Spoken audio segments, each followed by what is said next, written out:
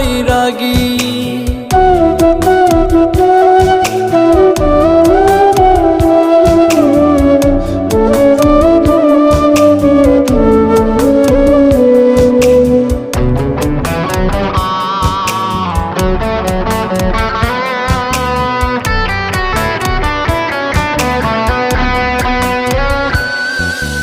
সেদিন যখন আমার হাতে গোলাপ দিয়াছিলি, সেই গোলাপে কাটা ছিল করবে বোঝাই দিলি।